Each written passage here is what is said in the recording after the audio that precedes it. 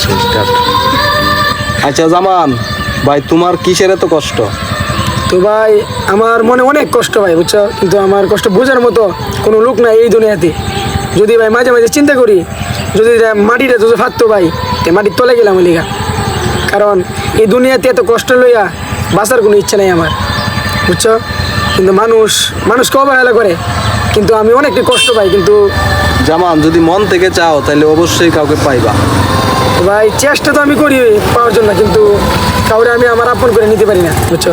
তবু আমি চেষ্টা করি যেন আমি ভালোভাবে থাকতে পারি, ভালোভাবে চলতে পারি। আমার মনে অনেকটাই কষ্ট আছে, ঠিক আছে কাউসার ভাই, কিন্তু আমি বুঝাইতে পারি না, বহুত কষ্ট আছে ভাই।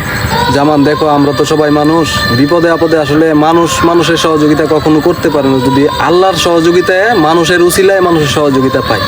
তোমার যদি কোনো কিছু চাওয়ার থাকে মন থেকে খোদার কাছে চাইবা, অবশ্যই আল্লাহ তাআলা তোমাদেরকে সহযোগিতা করবে।